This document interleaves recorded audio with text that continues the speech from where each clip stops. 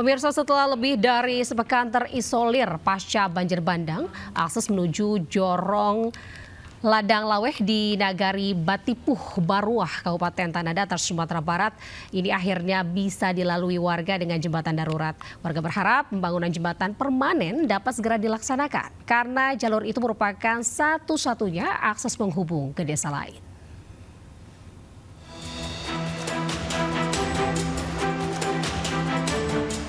Lebih dari sepekan, Jorong Ladang Laweh Nagari Batipuh, Baruah, Kecamatan Batipuh, Kabupaten Tanah Datar, Sumatera Barat terisolir pasca banjir bandang. Lantaran satu-satunya akses jalan dan jembatan menuju dusun terputus. Kini, akses menuju Ladang Laweh dapat terbuka kembali. Warga bersama TNI Polri bergotong royong membangun jembatan darurat dari batang pohon kelapa dan pohon pinang, sehingga jalur ini bisa dilalui sementara. Selama terisolir, pendistribusian bantuan dilakukan dengan menggunakan tali yang dibentangkan melintasi sungai untuk mengirimkan logistik kepada warga. Tanggal 7 Desember itu masih dilaporkan oleh pemerintah Nagari ke kami, Nagari Batipuh Baruah, bahwa ada satu daerah dusun yang masih terisolir.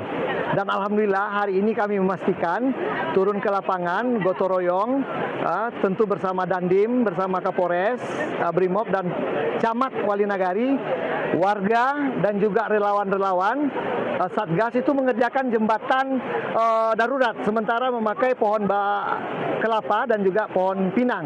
Dan alhamdulillah itu sudah bisa dilewati untuk pejalan kaki.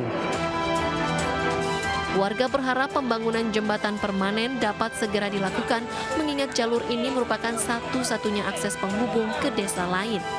Dari Tanah Datar, Sumatera Barat, Agung Sulistyo, iNews melaporkan.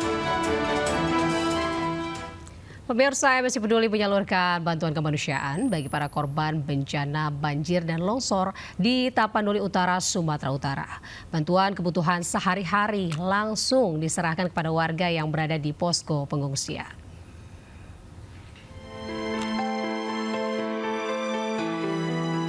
Bantuan kemanusiaan terus disalurkan MNC Peduli kepada para korban banjir dan longsor di Sumatera.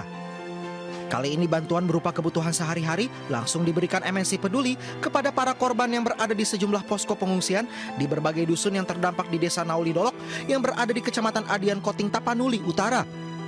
Pada kesempatan ini tim MNC Peduli juga meninjau langsung sejumlah lokasi yang terdampak bencana banjir dan longsor di berbagai desa yang berada di Kecamatan Adian Koting. Ini langsung masuk menemui warga-warga sekaligus memberikan bantuan yang diberikan oleh masyarakat secara langsung kepada mereka, dan masih banyak memang yang harus diperhatikan untuk membantu saudara-saudara kita ini yang terdampak dari bencana ini. Desa kakak di mana ini sekarang? Lobu Sikam ya. Nah ini berapa jam ini atau berapa kilo ini? Jarak tempuh. Pak, kalau jamnya mungkin 3 jam lagi baru nyampe ke kampung. Mendapatkan sembako apa? Beras. Berasnya berapa banyak? 5 kilo. Baru? Sama minyak fortun 1 bungkus sama ikan. MNC Peduli berkomitmen menyalurkan bantuan dari masyarakat Indonesia kepada warga yang terdampak bencana Sumatera, khususnya saat ini di daerah Tapanuli Utara. Dari Kabupaten Tapanuli Utara, Sumatera Utara, Aris Fernando Manalu, iNews melaporkan. Pemirsa, Presiden Prabowo Subianto bertemu dengan Presiden Rusia Vladimir Putin. Pertemuan ini membahas isu strategis termasuk peningkatan kerjasama antara Indonesia dengan Rusia.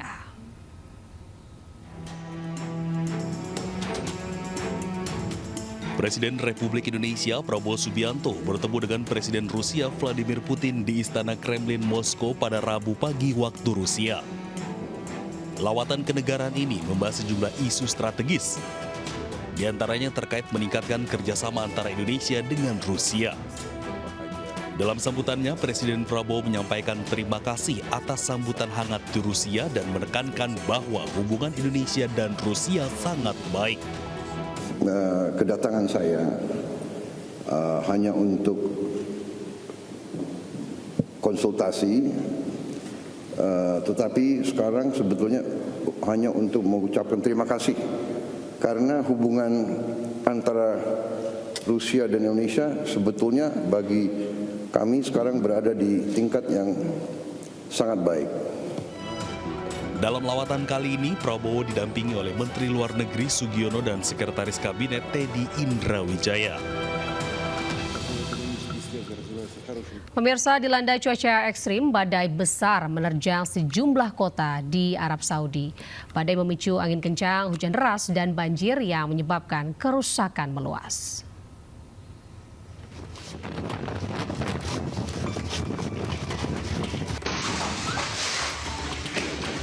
Badai besar menerjang sejumlah kota di Arab Saudi pada hari Selasa, menyebabkan kerusakan luas dan gangguan serius. Kota Yanbu menjadi wilayah terdampak paling parah setelah diterpa angin kencang, hujan deras, dan banjir bandang. Cuaca ekstrim yang terjadi merusak rumah-rumah warga, kendaraan, hingga berbagai fasilitas publik. Pusat Meteorologi Nasional Arab memperingatkan badai petir disertai hujan deras dan banjir bandang berpotensi terus menerjang hingga hari Kamis di banyak wilayah. Wilayah yang mendapat peringatan diantaranya Mekah, Jeddah, dan beberapa wilayah lain. Warga diimbau untuk selalu waspada dan mengikuti perkembangan cuaca. Pemirsa, setelah jeda 2 tahun selama Perang Gaza, Bethlehem, Palestina kembali menyalakan pohon Natal setinggi 20 meter di tengah lapangan depan gereja kelahiran Yesus Kristus. Dibuka wali kota Bethlehem, ribuan warga ini antusias dan berharap sektor pariwisata kembali bangkit.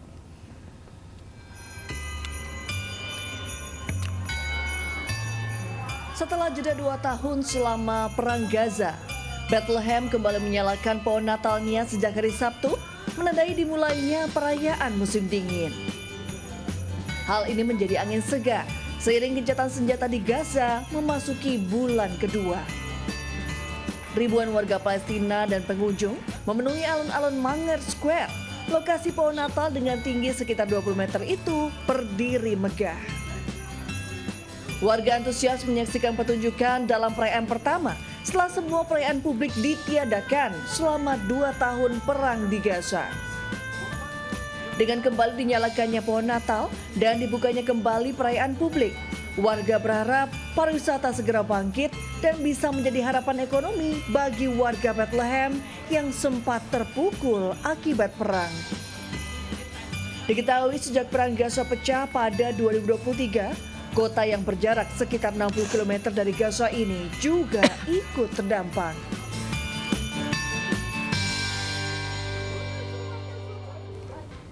Pemirsa, Solyu, brand kecantikan lokal Indonesia, kembali menghadirkan produk kecantikan terbaru bernama Lip Glassy. Hasil kolaborasi dengan brand dessert Butter Baby, Lip Glassy ini diharapkan mampu meningkatkan rasa percaya diri serta aura cantik wanita Indonesia. Produk spesial hasil kolaborasi brand kecantikan lokal Indonesia, Solyu, bersama brand dessert Butter Baby, resmi dirilis di Butter Baby Blok M, Jakarta Selatan. Memiliki tekstur juicy dan glossy, produk spesial bernama Lip Glassy ini memberikan tampilan bibir yang berkilau, segar, dan terhidrasi.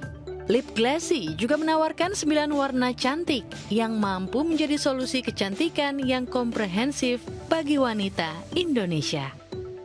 Lip Glassy itu cenderung lebih glossy, terus lebih juicy, cocok seperti glaze di atas donat. Makanya sangat cocok untuk kolaborasi ini. Harapannya sih pastinya kalau lewat kolaborasi ini kita lebih menyentuh banyak orang lagi, lebih bisa diterima banyak masyarakat lagi throughout Indonesia.